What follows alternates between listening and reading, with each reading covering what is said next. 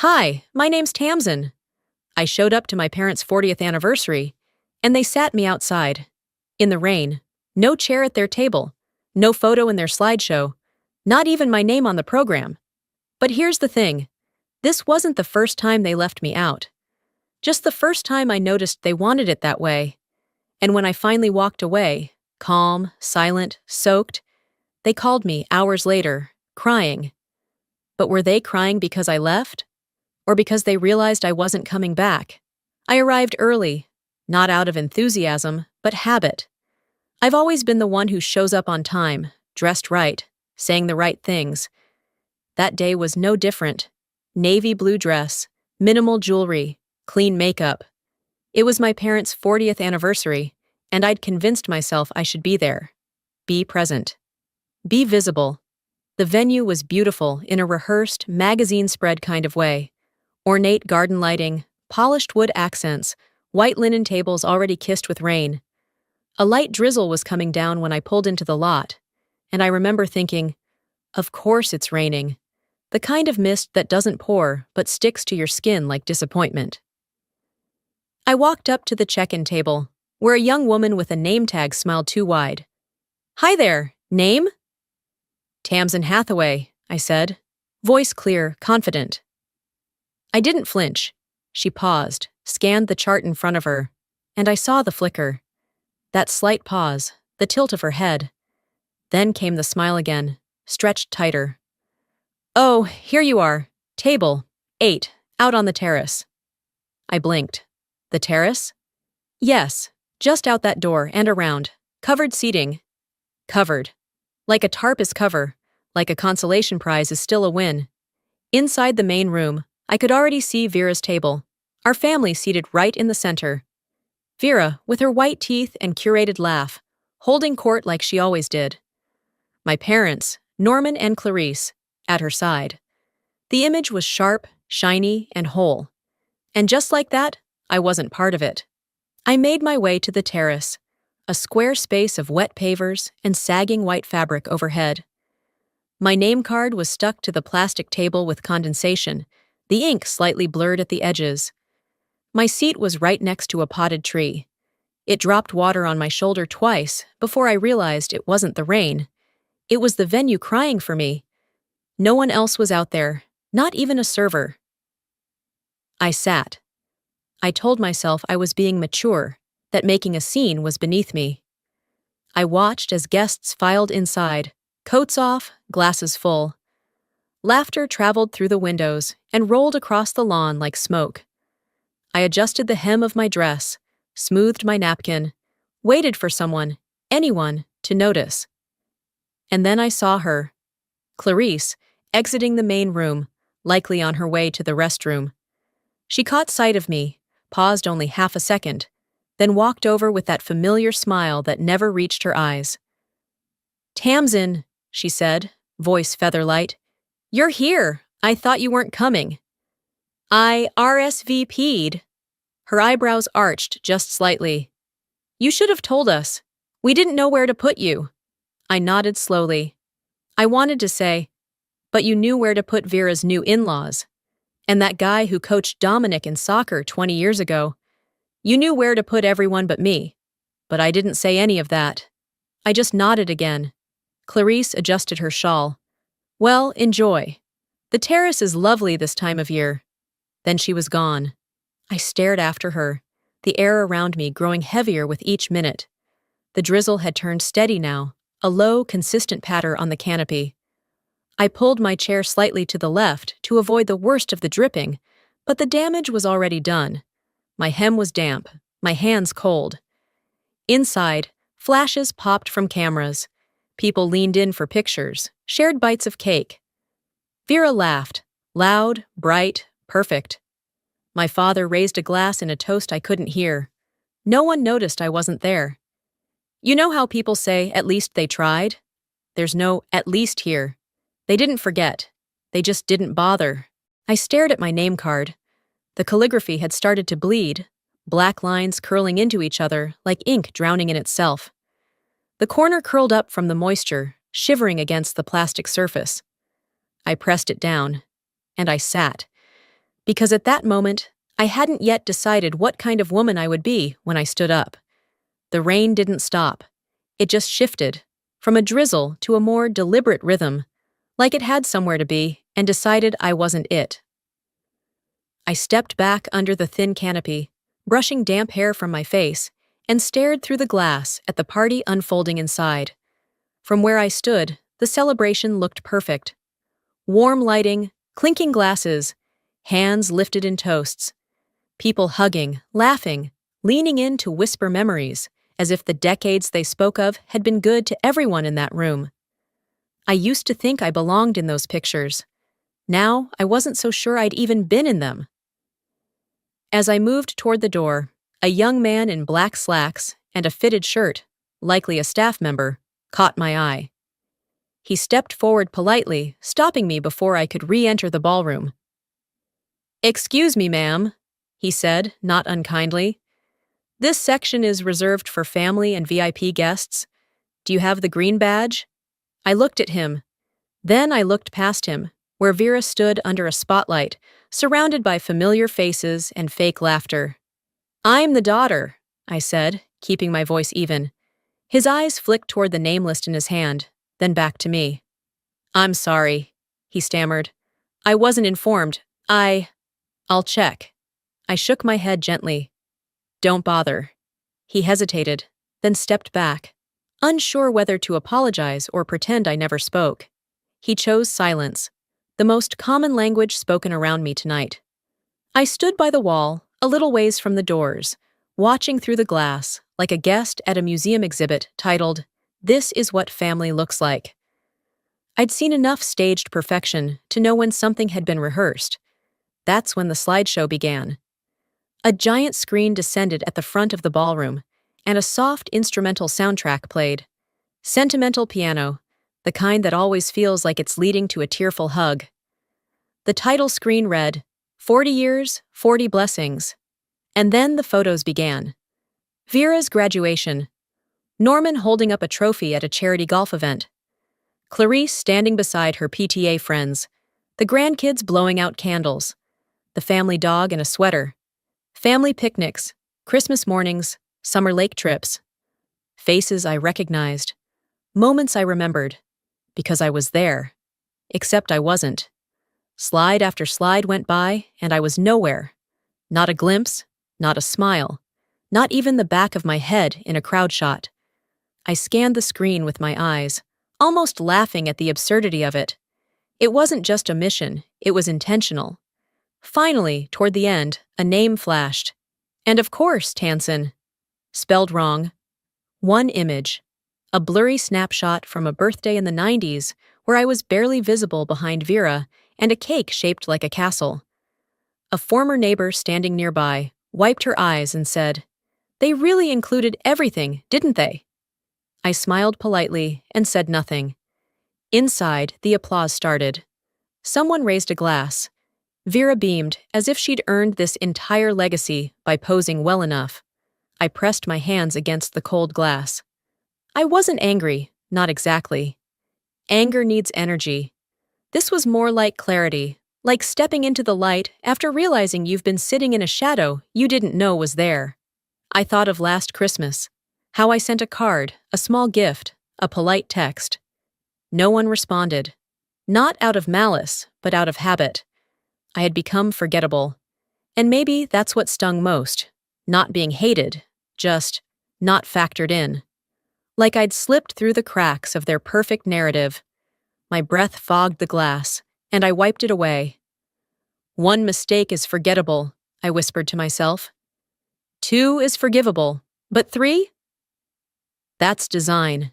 Camera flashes burst again as someone toasted Vera, her name echoing through the hall. I stepped back, letting the wind hit my back instead of my face. The air was colder now, not just because of the weather. It felt colder because I understood something I hadn't let myself admit before. This wasn't about being forgotten. It was about being removed. They built a version of family that didn't include me. And worse, they celebrated it. I stayed near the wall for a while, watching them through the glass like a stranger outside a storefront. Then the cold finally nudged me back indoors. Not for warmth, but to find a restroom, maybe gather myself before deciding what came next. I slipped through a side hallway lined with framed family photos. At first glance, they were harmless, a wall of memories. Until I noticed one in particular. It was a large canvas print of our family vacation to Cannon Beach. I remembered that trip vividly. I'd taken time off work, booked the rental myself when Vera flaked, even brought the extra beach chairs no one thanked me for. I remembered exactly where I stood in that picture, between my father and the cooler, holding a soda can with my sunglasses pushed up into my hair. But in this version, I wasn't there. They'd cropped the frame. Where I'd been, they'd added a floral design element, a swirled overlay with a seashell graphic. Aesthetic, yes. Accurate? Not even close. I stepped closer, narrowing my eyes. My father's elbow was angled awkwardly. There was a gap too wide between Vera and the dog. I pressed my fingers to the glass. No trace, not even a shadow. It wasn't a mistake. It was a rewrite. The hallway was empty, except for an occasional passing guest who barely glanced my way. I moved past the gift table, pretending to look at the centerpiece. That's when I felt a tug on my sleeve. "Are you adopted?" a small voice asked. I turned. Junie, Vera's daughter, 7 years old, smart as a whip, her curls pulled into a ponytail so tight it could have kept secrets. I bent slightly, giving her my full attention. "Why do you ask that?" She bit her lip, suddenly shy. "Mom said, you don't like family stuff, that you don't really fit." I nodded slowly. "And you thought that meant I might not be from the same family?" She shrugged, then smiled like kids do when they don't understand the weight of what they're carrying. "It's okay. I don't fit in at school sometimes either." Then, just like that, she skipped off, probably in search of cake or cousins more fun than me. And I stood there, flattened. That was the moment it shifted. Not the slideshow, not the seating chart. This. Because kids repeat what they hear when no one's pretending. They echo the things whispered behind closed doors. And Junie didn't invent that thought. She was just the delivery system. I backed away from the table, wandered down a corridor past the coat room. I needed space, air, something that wasn't curated or soaked in selective memory. That's when I saw the banner. A printed welcome sign near the entrance, strung with fairy lights. Celebrating 40 years of love, laughter, and legacy with the Hathaway family. Below it, a list of featured memories, quotes from each family member, handwritten in different fonts. Vera's was bold and centered. "Thank you for teaching me how to lead with grace." Norman's, "Through all the noise, Clarice was the melody." Of course, even the in-laws had quotes. So did the grandkids. Mine wasn't there. I wasn't even a footnote. I stared at the banner until my vision blurred, but not from tears. It was that dizzying kind of rage that tightens your throat and makes your limbs feel too hot for your skin. And yet, I didn't rip it down. Didn't scream. Didn't storm into the ballroom with accusations. I simply turned back down the hall, walked past the cropped photo again, and whispered to no one. There's a difference between being overlooked and being erased. That hallway wasn't empty. Not anymore. It was a museum of revision, and I was the missing exhibit. The corridor fed back into the main hallway, where staff members moved quietly with trays and empty glasses. I walked past them, unsure what I was even looking for anymore. Answers. A moment alone? Something to anchor myself to before I unraveled completely? Near the audio-visual booth, just past the staff staging area, I paused. Not out of purpose, but instinct. That's when I heard her. Vera's voice carried clearly, practiced and confident, though she wasn't speaking to me. "Just skip her part," she told the MC. "Trust me, no one will notice." It wasn't whispered. It wasn't hidden. She didn't bother with discretion because she didn't think I was there, or worse, didn't care if I heard. My name was her. My contribution, my presence, reduced to an optional detail in an evening where everything had been meticulously curated. Except me. I didn't say a word, didn't confront. Not yet. I memorized the line, filed it beside the cropped photos and missing name cards. I was building a case, one subtle betrayal at a time. Back in the main reception area, Clarice stood beside a family friend near the dessert table. She was laughing, her hand resting lightly on a flute of champagne. I approached, not with confrontation, but with curiosity. I wanted to see how she'd handle me with an audience. The woman she spoke to turned to me with a polite smile.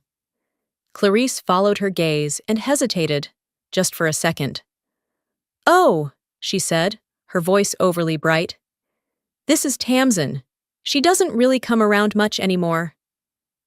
It was said with a shrug, like I was an old friend who'd drifted, or a neighbor who no longer watered their lawn regularly. Not a daughter. Not someone who had once made soup when she had the flu, or helped pick out the curtains in the family room. I offered a weak smile. "Nice to meet you," I said to the friend. Then I turned to Clarice, still calm. "I RSVP'd 2 weeks ago." Clarice blinked. "Well, yes, but it's been so long. You've been busy." Busy! The word was a catch-all. It let them off the hook while implying I'd chosen absence. But I hadn't missed holidays. I hadn't skipped birthdays. I had shown up again and again, only to be gently pushed aside each time until I stopped reaching for the doorbell. Before she could pivot the conversation, I leaned in, close enough that only she could hear me. "Don't pretend this is accidental anymore. You made choices." Her face didn't change. She took a sip of her drink, eyes steady. "You're reading too much into things. Just enjoy the night." Then came the real dagger, Vera appearing like clockwork, looping an arm through Clarice's as if to reinforce her claim.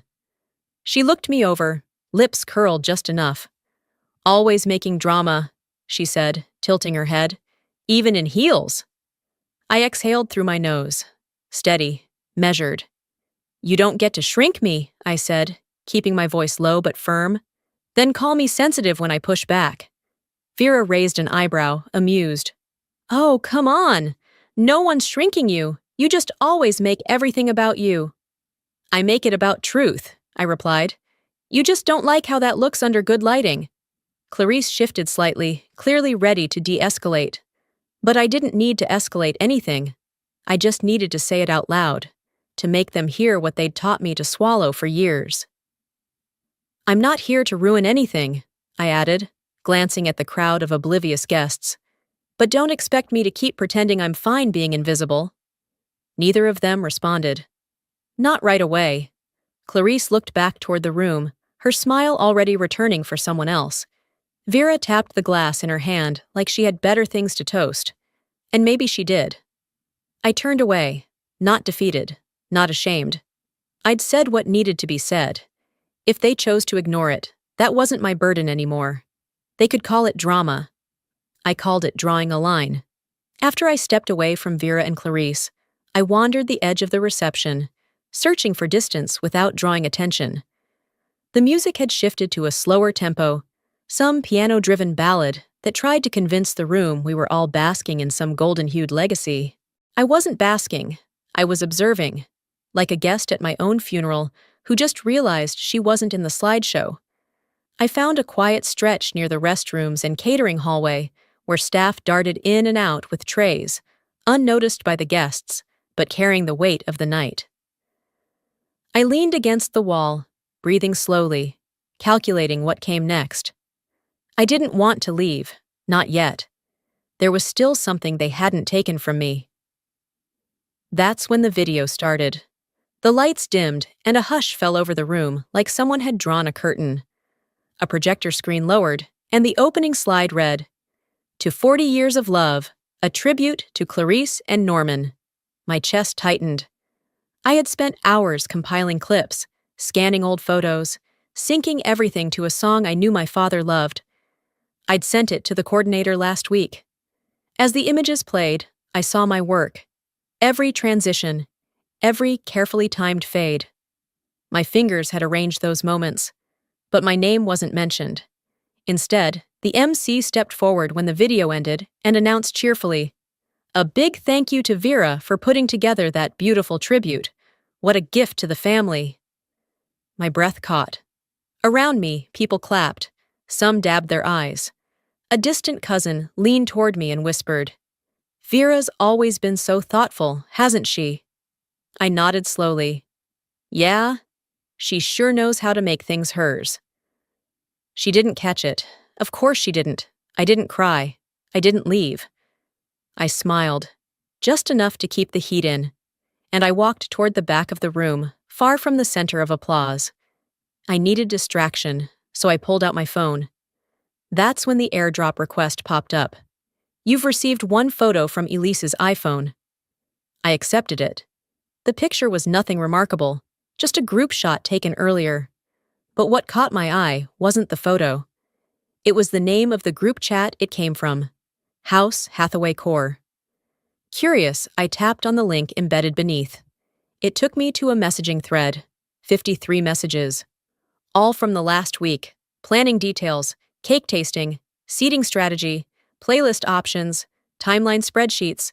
No mention of me, not once. Then I saw it.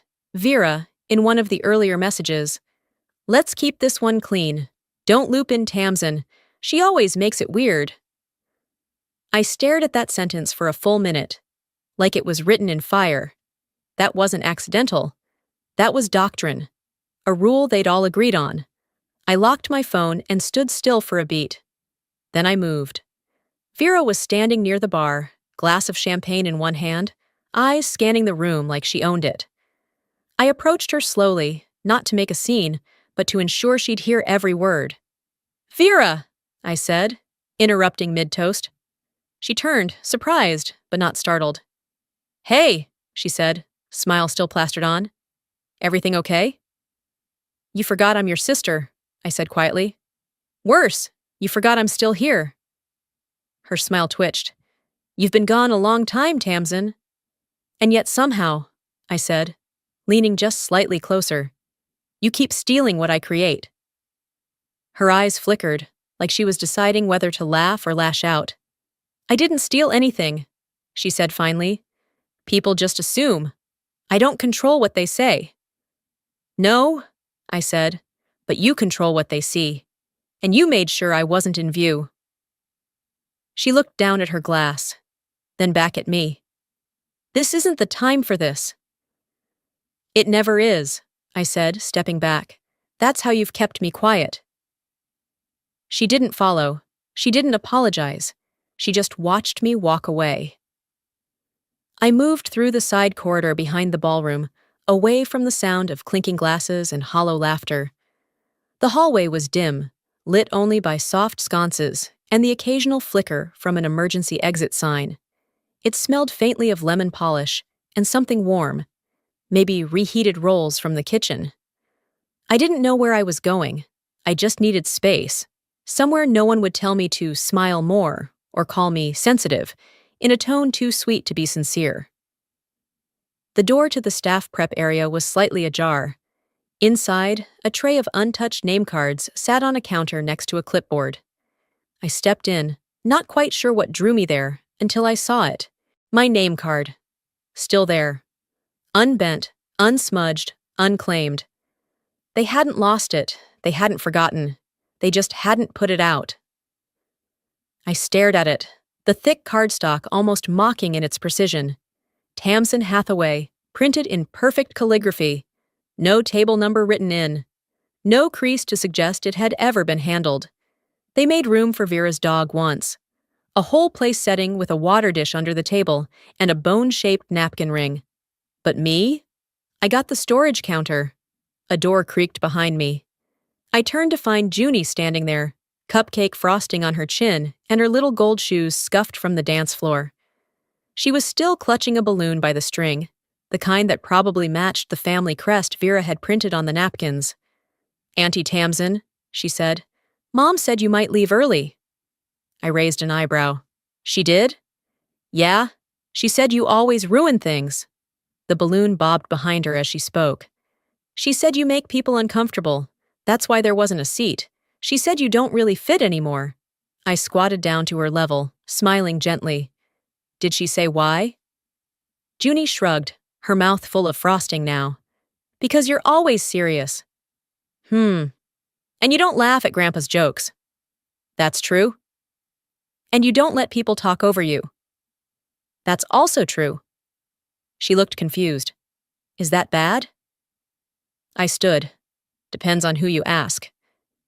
Junie gave a small nod, then wandered off toward the dessert table. I watched her go, that balloon trailing behind like a thought not yet formed. She had no idea she'd just cut deeper than any adult had managed all night. I walked back out to the terrace, the place they stuck me when they didn't know what else to do with me. My clutch was still sitting on the table where I left it. I picked it up, adjusted the strap on my shoulder, and for the first time all evening, I walked through the front entrance of the ballroom. Straight down the center aisle, past Vera's admirers, past Clarice holding court, past Norman, seated stiffly like a man permanently stuck in neutral. I walked until I stood at the head table. Vera turned, mid-sentence, glass in hand. Her smile faltered when she saw me. I didn't say a word. I reached into my clutch, pulled out the pristine name card, and placed it neatly on the linen tablecloth, right in front of her plate. I made sure she saw the name. Then I turned, slow and deliberate, and walked back the way I came. Not rushing, not hiding, just leaving, with my dignity intact and my silence louder than any speech I could have given. As I passed Norman, I caught his eye. He looked at me, then looked away. He didn't stop me. I made my way toward the rear exit, through a narrow hallway lined with coat racks and catering bins, the kind of corridor no one notices unless they work in one. My shoes clicked against the tile, steady and slow, echoing like I belonged to another rhythm entirely, one that didn't depend on seating charts or family scripts. I wasn't headed for drama. I wasn't planning a scene. I was simply leaving, or so I thought. "Ma'am?" a man called from behind. I turned. A catering manager in a black vest, headset tucked into one ear, was motioning at me. "Please stay behind the service line. This area's restricted." I blinked. "I'm not staff." He paused, studied me. I didn't have a badge, no wristband, no guest ribbon like Vera had handed out to half the county. I just had my dress, my clutch, and apparently the look of someone who didn't belong anywhere. His voice softened. "Sorry, we've had issues with guests wandering back here." I nodded. "Right, no problem." I kept walking, the sting settling somewhere in my ribs. Not family, not staff, not even worthy of hallway clearance. They stripped me of every visible tie, I thought. All that's left is silence. The next turn brought me face to face with Vera. She appeared like she always did.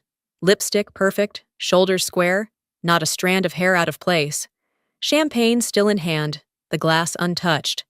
Her eyes held that familiar blend of pity and calculation.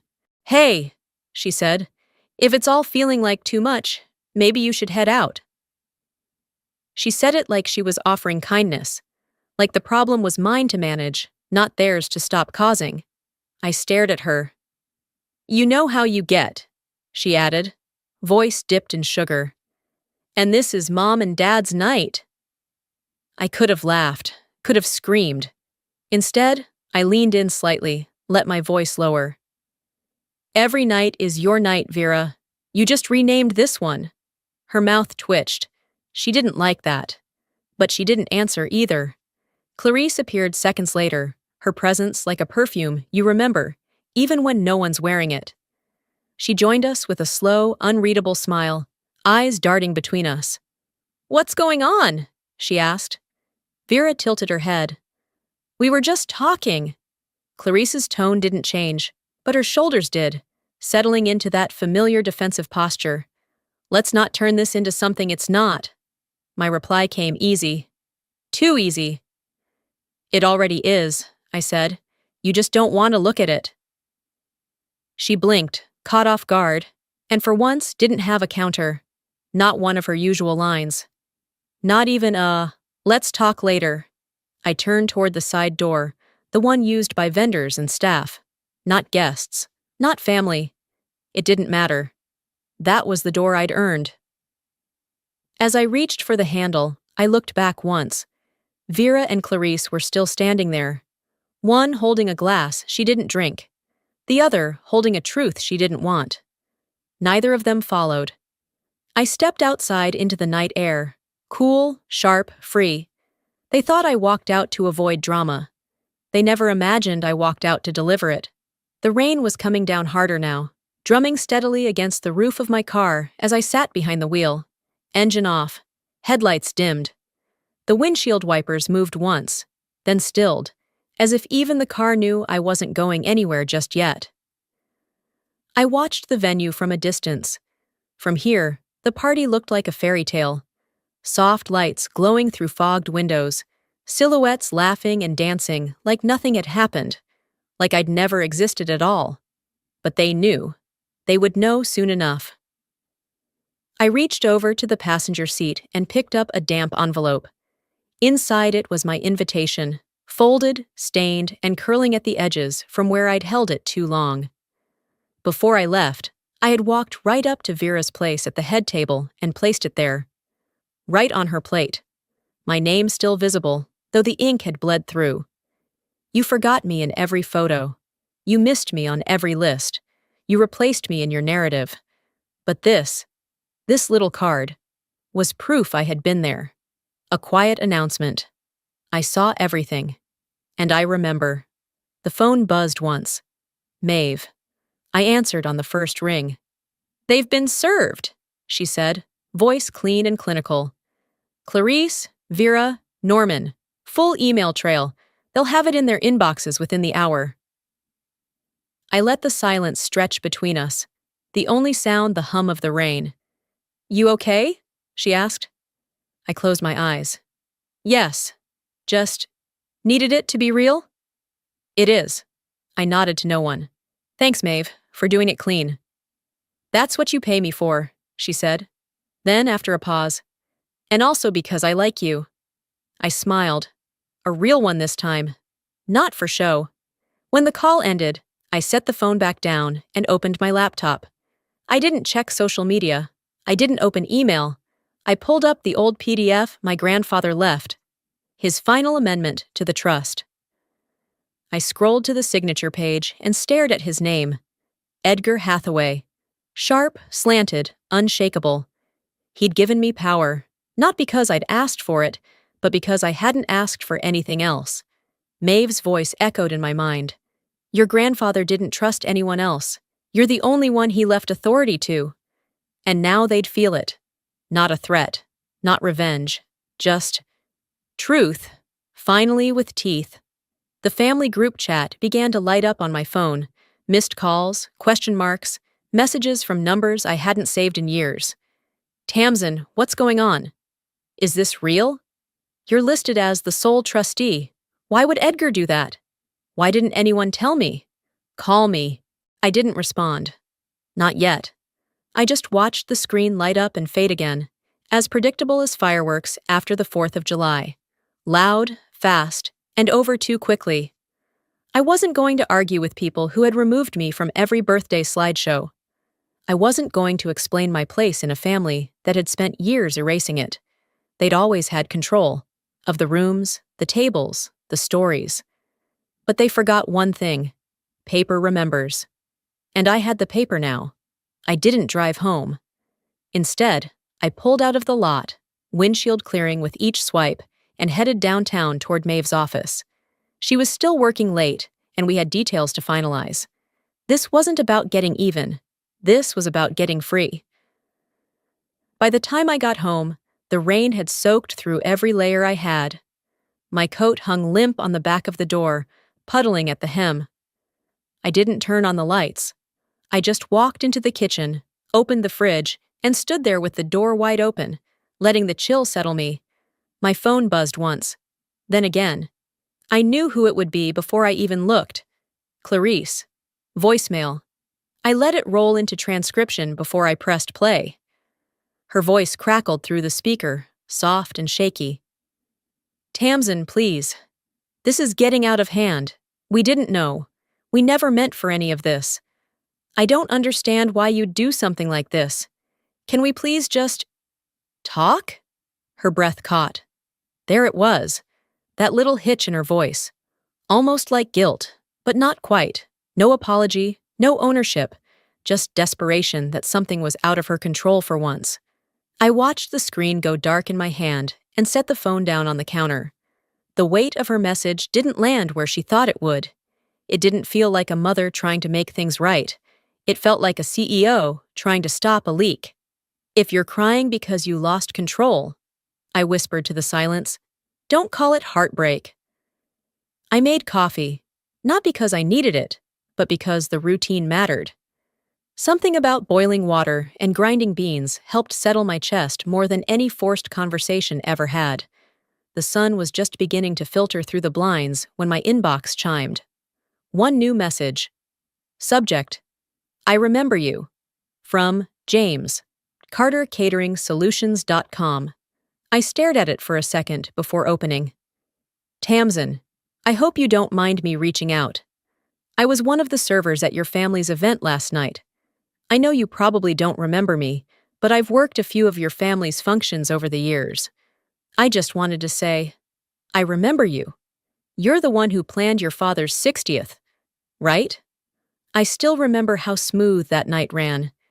You were the one coordinating the band and the cake, and even fixing the seating mess last minute. Everyone credited Vera, but we all saw who was actually doing the work. Last night, I saw you out in the rain. I saw your name wasn't on the seating chart. I wanted to say something, but I didn't know how to interrupt all that noise. Anyway, I know this doesn't fix anything, but I wanted you to know, not everyone forgot you. James. I read the message twice, then a third time, and for a moment, I just let myself sit with it. A stranger remembered what my own mother pretended not to. A server who carried empty glasses saw more than half my family had. It wasn't validation, exactly. It was something quieter, softer, proof that I hadn't imagined it all. I closed the laptop, picked up my phone again, and opened the family group thread, the one that had remained suspiciously quiet since Maeve's email went out. I scrolled past old messages, birthday gifts no one sent me, vacation photos I was never invited to, prayer hands for Vera's flu. I stared at the blank message box, thought about typing something, then didn't. Instead, I pressed and held the thread. The delete conversation button popped up. I tapped it, and it was gone. I opened a new message window and typed to Maeve. Let them respond through lawyers now. She replied within a minute. Already started. I set my phone face down and stared at the ceiling. This wasn't bitterness. This was the beginning of peace. The sun was starting to dip when the next ping came. Not a phone call this time, just a new email. From Maeve. Subject: Meeting recap, delivered as requested. I clicked it open while seated on my couch, legs tucked under me, still wearing the sweatshirt I'd slept in. The apartment was quiet. No music, no TV, just the hum of the refrigerator and the distant sounds of life continuing outside. They called an emergency family meeting this afternoon. I attended on your behalf. Your statement was read at the beginning and left on the table afterward. Beneath that line, a quote I'd typed last night in a window lit only by the glow of street lamps. Sometimes, to be seen, you have to disappear. And sometimes, disappearing is the only way to make noise. I debated signing it, but in the end, I didn't. They knew who it came from. My laptop buzzed again. This time, a forwarded link from my cousin Elise. Thought you should see this, the message read. I clicked. It was a video clip, blurry, phone shot, uploaded to Vera's social media. Norman stood at the front of a room, holding a champagne flute. His tie was slightly askew, and he smiled in that rehearsed way men do when they've been convinced they're the head of something they haven't led in years. I just want to say, he began, how grateful I am for everyone who made this night possible. My wonderful wife, Clarice, our daughter Vera, her incredible husband, the grandkids, and every friend who's stood with us through 4 decades. Pause. Clink. Smiles all around. My name never came, Not a stumble, not a correction, just absence. I closed the video. Of course, I whispered. He wasn't lying, not really. He was thanking the people who had stood beside him. I'd spent most of my life standing behind him. I picked up my phone, scrolled to Vera's post, and wasn't surprised to see it already gathering comments. Where's Tamsin? Thought she was family too. Why's she not tagged in any pics? Didn't she plan their 60th anniversary party a few years ago? It was subtle, but there. A soft ripple in the digital surface they'd tried to keep still. I didn't reply. I didn't react. But I smiled. Not because I felt vindicated, because for the first time, the silence was loud enough for others to hear. It wasn't my voice they noticed. It was my absence. I glanced again at the email from Maeve, rereading the line about the statement being left on the table. I could picture it now. White paper, black ink, sitting quietly as they fumbled to reclaim control of a narrative they thought they owned. They'd built this family like a press release, tight, glossy, surface deep. But cracks had formed. And I hadn't screamed to create them. I'd just stepped out of the frame. Let the silence do the rest. The morning light crept in through the edges of the blinds, casting long strips across the floor like a quiet apology for everything the night didn't fix. I stayed in bed longer than usual, not from sadness, but from stillness. The kind that comes after a decision has already done its damage and left no room for second-guessing. I rose eventually and moved through the apartment without turning on the news or checking the weather. I didn't need to know the temperature to understand the shift had already happened. At the bottom of a drawer I rarely opened sat a cedarwood box. Smooth edges, slightly faded finish. It smelled like the last hug I remembered from my grandfather. I hadn't touched it since the day we buried him. Inside was the envelope. Handwritten, slanted in the way his hands always shook toward the end. Tamsin, if you're reading this, then you already know they'll come for what they believe is owed to them. Let them. What's yours? They've never been able to recognize anyway. You were always the quiet one. That's why I trusted you to hold the truth. The ones who make the least noise usually know the most about structure. And you? You're structure, girl. You're the reason the walls haven't caved in yet. I didn't give you this responsibility to punish you.